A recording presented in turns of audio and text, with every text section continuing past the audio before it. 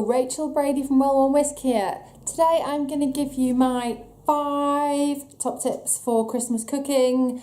I've been meaning to do this vlog for ages, and so I'm just going to do it as quick as I can. So, number 1 is clear your freezer out. If you've not done it already, clear it out this week.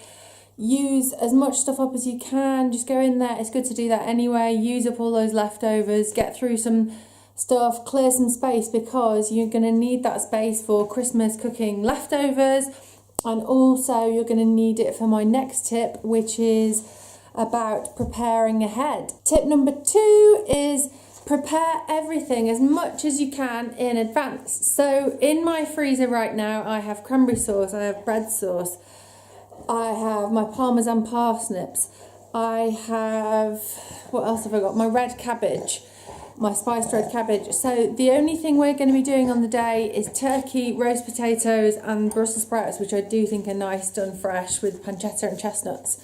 If you would like any of my recipes for these things, comment below and I will happily put them there for you. There's quite a lot of recipes otherwise, so unless you want them, it's a lot to go through. Tip number 3 is, if you are entertaining over the Christmas period, we are on the 27th, I have some family coming over.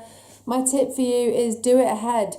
Get ahead, do a big stew. They get better anyway if you do them ahead, and either freeze it or just keep it in the fridge or to one side somewhere cool.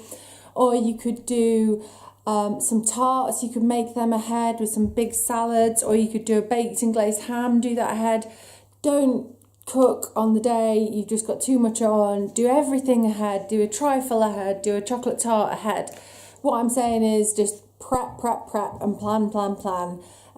Never ever when you're entertaining do you want to be in the kitchen cooking when you'd really much rather be sat having a drink with your guests. So tip number 4 is, if you're having a party, like a drinks party, and you want kind of nibbles and canapes, and this isn't a cooking tip, it's a non-cooking tip, I personally wouldn't cook for that type of thing. Why would you spend lots of time making fiddly nibbles and canapes? I don't know, maybe that's wrong. I just think in the shops nowadays they've got such fantastic nibbles and canapes. They're so cheap, they're really good quality. Places like Iceland have really good ones nowadays.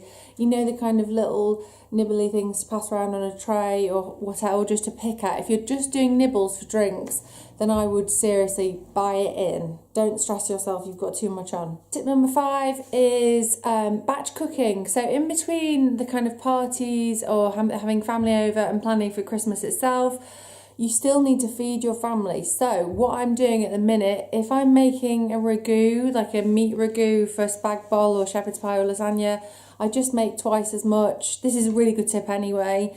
And put the rest in the freezer or even in the fridge if you're going to use it a few days later. If you're making a mac and cheese, make 2, put it in the fridge or the freezer.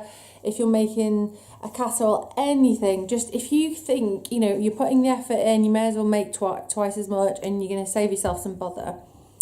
Okay, that's it then. My top tips for stress-free Christmas in terms of cooking and food.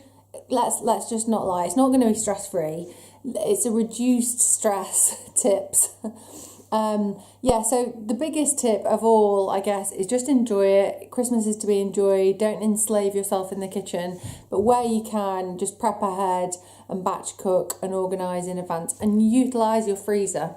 Okay, that's it. So if you enjoyed the video, give it a thumbs up. Comment below with any questions about the recipes or what are your top tips for Christmas cooking. That's it. Bye for now.